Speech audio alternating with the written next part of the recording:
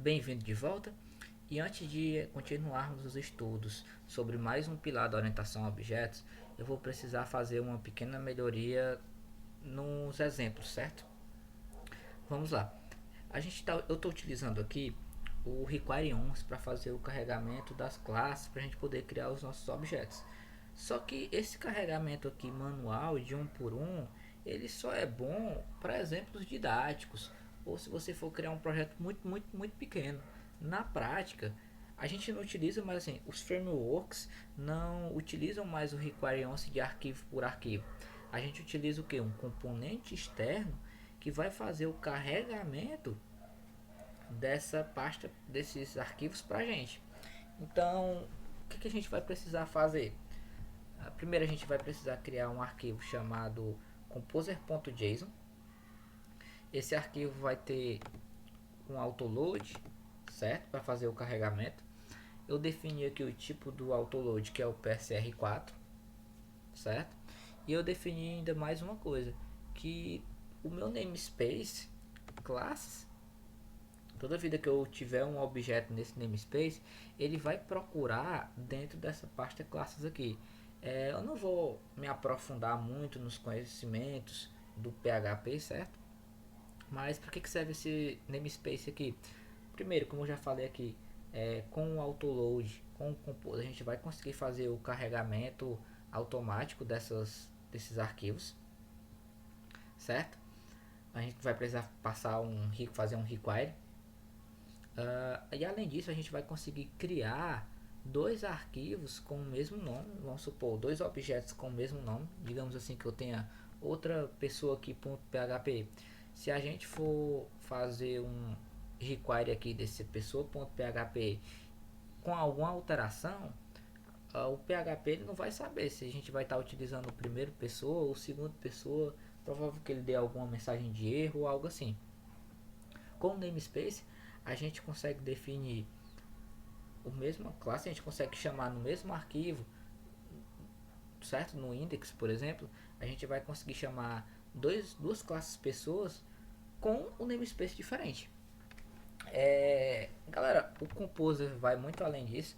Basicamente, ele é um gerenciador de dependências do PHP. Isso é, se a gente precisar utilizar uma biblioteca externa, a gente não vai precisar baixar a biblioteca e descompactar dentro do nosso projeto. O Composer já vai fazer tudo isso pra gente, certo? E mas como é o foco do curso, eu vou deixar para vocês procurarem, para quem quiser pesquisar, dar uma olhada no Composer. Voltando, eu criei esse arquivo aqui, certo? Então, agora a gente vai voltar. Eu criei também mais essa classe, mais essa pasta, certo? Pasta classe. E dentro do Docker Compose, eu adicionei mais esse código aqui, galera, ó, que é o que? Ele vai baixar, ele vai baixar uma nova imagem que tem o Composer e também ele vai executar esse comandozinho aqui pra gente, ó. Esse comando aqui pra gente, ele já vai fazer com que o Composer identifique o carregamento de pastas, aliás, de arquivos, certo? Bom, eu tinha parado aqui o meu Docker Compose.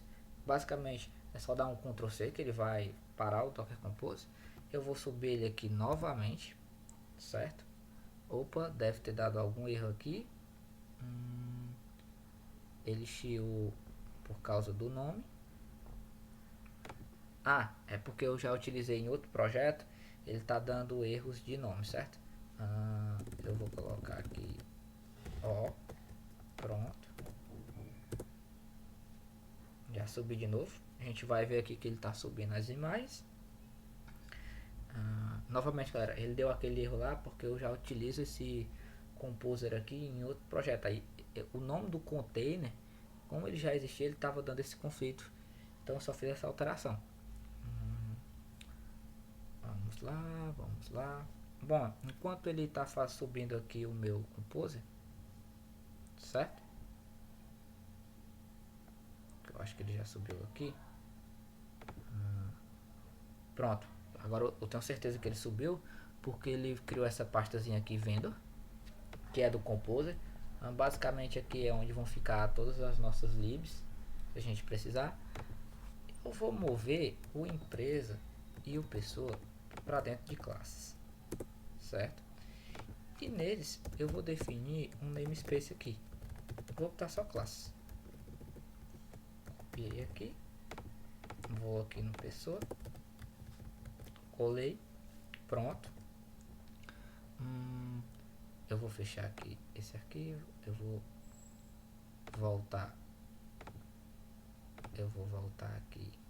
Opa, é porque eu copiei, eu vou deletar aqui, certo? Não tem problema. Bom, eu vou remover esse código aqui. Agora a gente vai fazer o que? O require do autoload do composer, certo? Pronto. O que vai acontecer aqui? Como eu estou no IDE, e a IDE já me ajuda bastante, eu vou dar um Ctrl Enter aqui. Vocês podem ver que ele já completou aqui para mim. Classes, pessoa. Se a gente fosse fazer isso manualmente também, uma outra opção, para toda vez que a gente for instanciar o objeto pessoa, ou seja, instanciar o que? Criar um objeto pessoa baseado na classe pessoa. O nome disso que dá também instância, certo? Para a gente não ter que fazer isso aqui toda vida que criar um novo objeto, porque se tivesse aqui, por exemplo, um objeto chamado João, por exemplo, você vê que a gente está repetindo barra classes, barra pessoa. Então, para a gente evitar essa repetição, a gente pode definir o que? Um use, certo? E colocar aqui classes barra pessoa. Pronto. Com isso, a gente já pode eliminar isso. E a gente já pode eliminar isso. Eu salvei aqui. Vamos ver se está funcionando. Vamos lá. Voltei.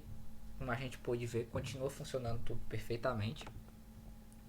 Se vocês realmente quiserem, a gente vai colocar aqui o nome João. E aqui também o nome João. Certo?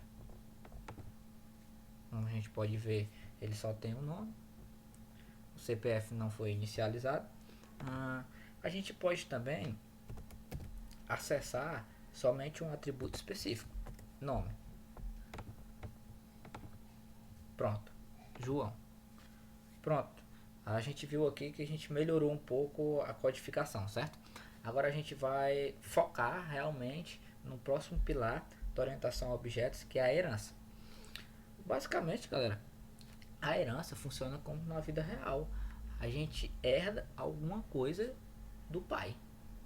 Por exemplo, dos nossos pais, a gente pode herdar a cor, a gente pode herdar a cor dos olhos, a gente pode herdar tipo sanguíneo, entendeu? A gente herdou algumas coisas dos nossos pais, sejam genéticas ou financeiras, por exemplo.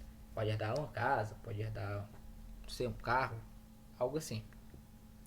Então, a gente vai criar, eu vou criar aqui agora um pequeno exemplo para mostrar como isso funciona na orientação a objetos. E qual o benefício de utilizar a herança? É que a gente reaproveita o código. Como assim? Em pessoa, eu acabei de criar criei nome, CPF, dia, mês e ano, certo? Se eu criar aqui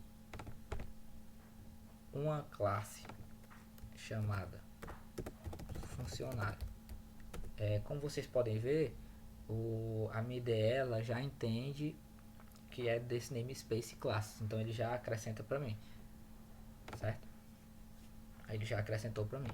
Eu vou eliminar aqui essas linhas aqui. Bom, o funcionário, um funcionário pessoa física, ele é uma pessoa, certo?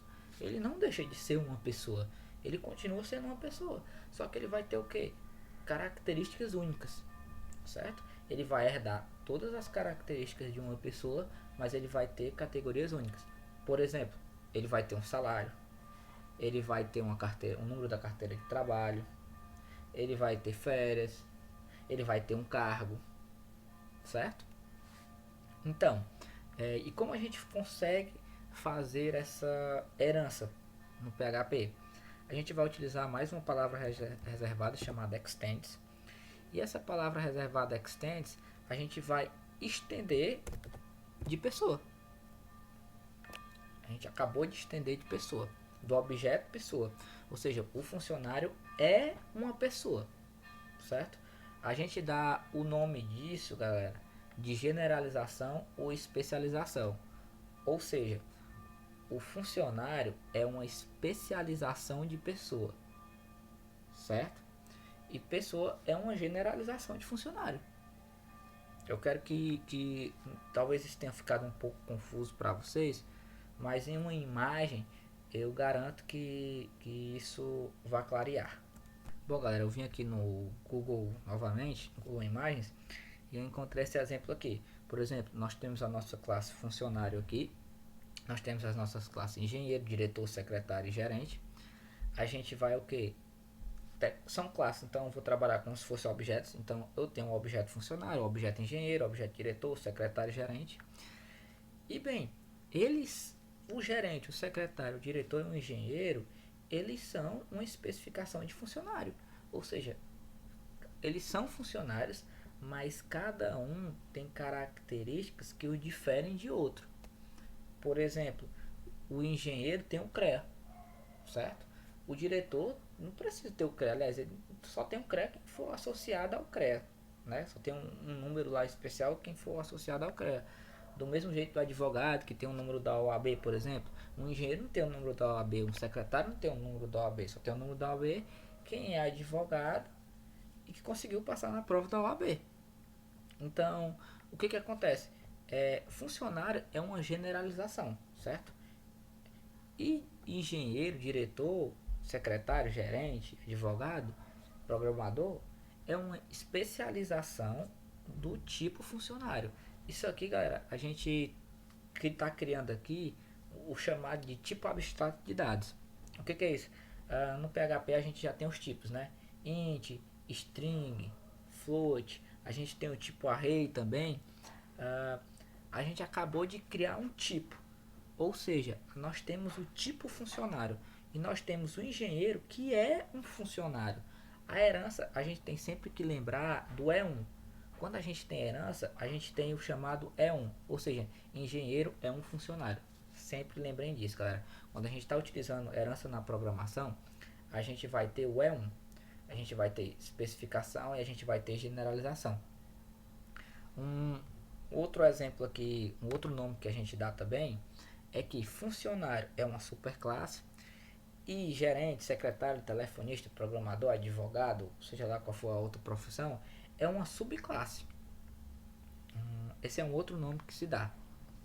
Mas todos esses nomes, generalização, especialização, superclasse, subclasse, classe pai, classe filha, basicamente elas são várias formas de dizer a mesma coisa. Então, voltando aqui para o código. Ou seja, a gente viu aqui que funcionário é uma pessoa. E o que funcionário tem?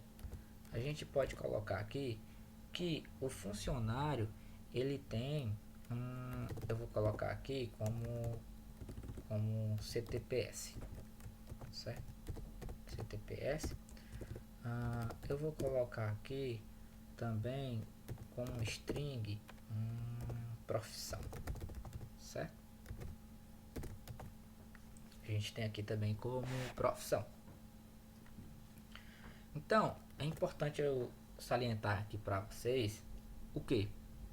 Que como o funcionário é uma pessoa, todos esses atributos aqui e método também, ele faz parte do funcionário.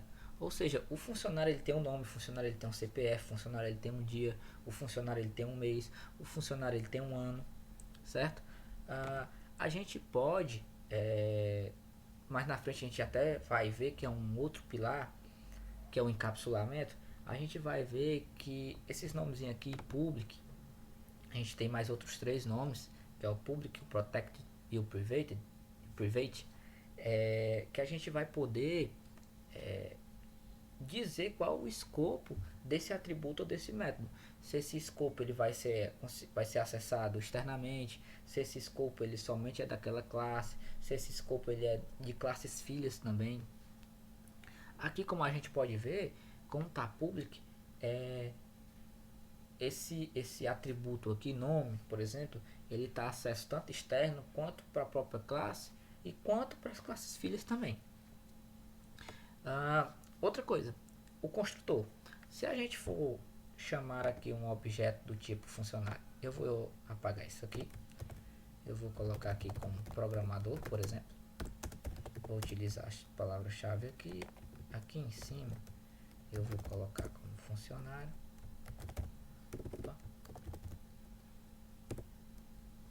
E se a gente for ver, galera, a gente já vê aqui que ele está pedindo o nome, está pedindo o dia, o mês e o ano, certo? E por quê? Porque ele herdou. Isso aqui basicamente é herança. Ele acabou de herdar não só os atributos, como os métodos também. E a gente pode sobrescrever esse construtor. O funcionário ele pode sobrescrever o construtor do pai dele. Ou seja, ele pode sobrescrever informações do pai. Do mesmo jeito que na vida real, a gente sobrescreve algumas informações dos nossos pais. A gente pode ter as nossas próprias características únicas, certo? Por exemplo, então eu posso vir aqui, a ideia já me ajuda. Esse parent aqui, dois pontos, o que ele faz? No PHP a gente consegue acessar atributos do pai, certo? Atributos e métodos do pai, e não somente do escopo atual. No Java, se eu não me engano, é o super, para a gente poder acessar métodos e atributos do pai e não do objeto atual.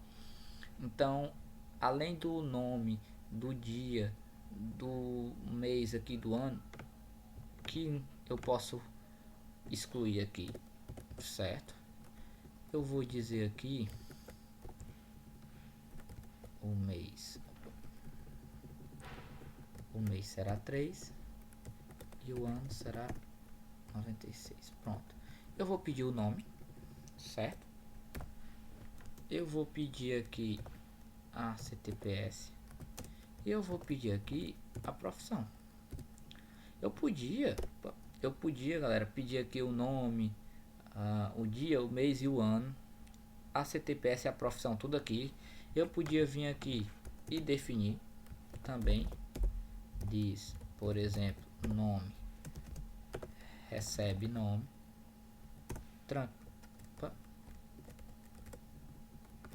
recebe nome tranquilamente, não há problema algum. Porém, como eu já tenho um construtor que recebe várias informações, eu preferi jogar para reaproveitar um pouco também, certo?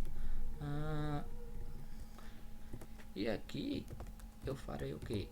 Eu vou chamar, dizer que o CTPS recebe o CTPS. Eu vou dizer aqui que o profissão, certo? Desse profissão recebe uma profissão, basicamente.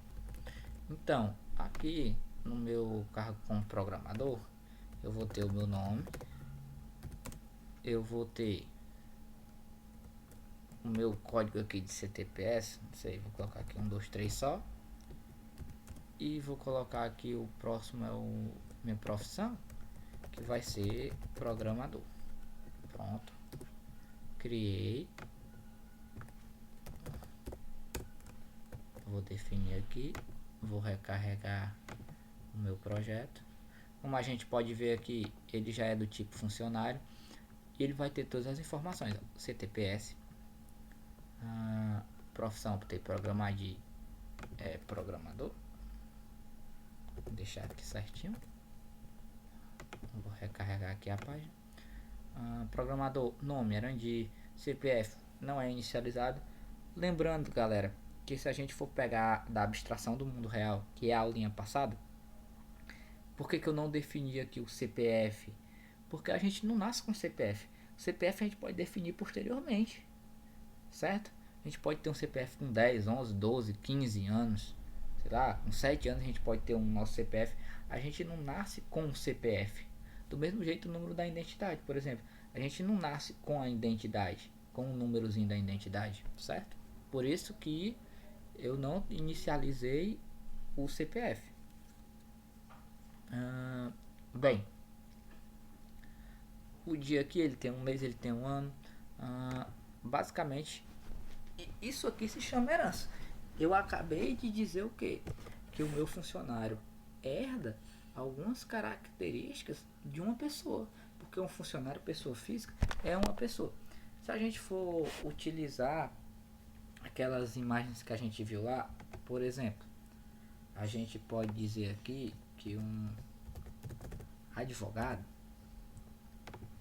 ele estende de funcionário, certo? Ou seja, um advogado, lembre-se do E1. Um advogado é um funcionário e um funcionário é uma pessoa. E o que o funcionário tem? Eu vou colocar aqui como int. O funcionário ele tem código OAB. Por exemplo, um advogado ele tem um código da OAB. Nós podemos aqui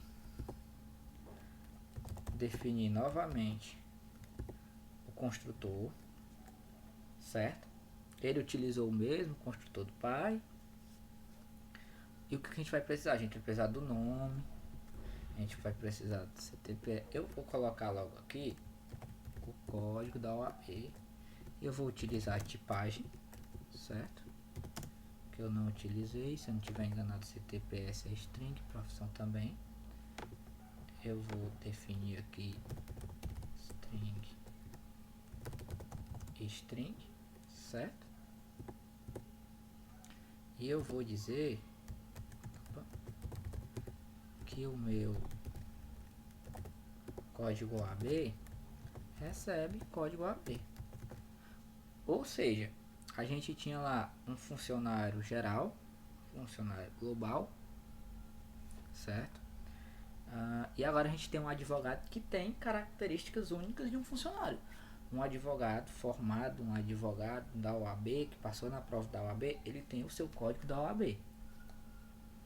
Ou seja, eu acabei de restringir um tipo de funcionário. Eu especializei um funcionário.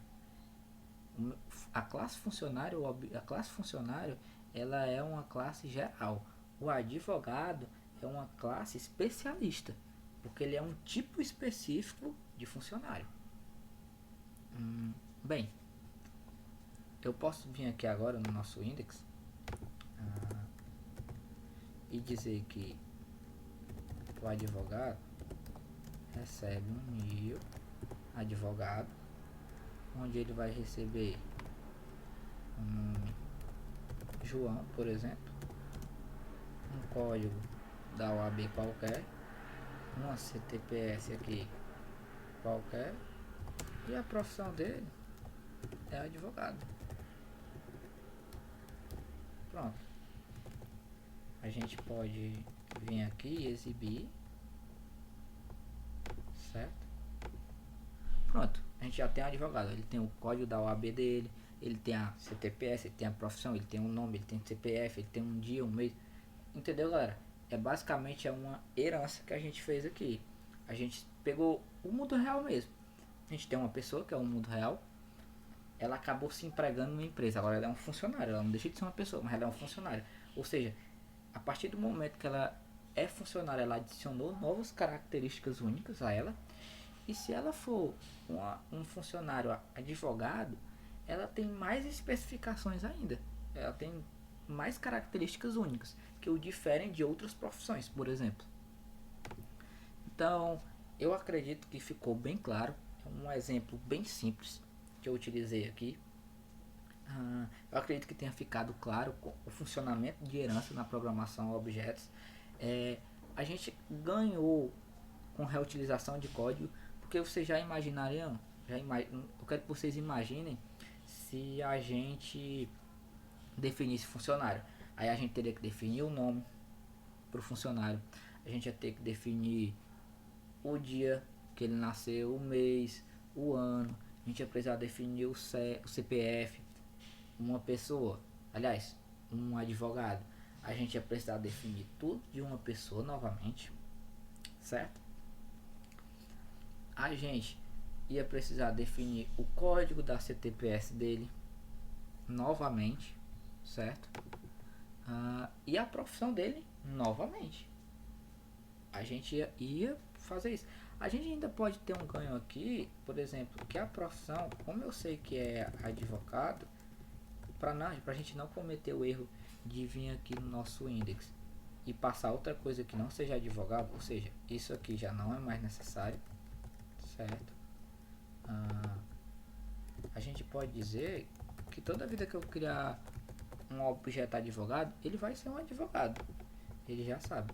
O carregamento aqui não alterou absolutamente nada, certo? Porque tudo está funcionando do mesmo jeito. Bem, galera, por esse vídeo é só. Então, no próximo vídeo a gente vai atacar um outro pilar. Até mais.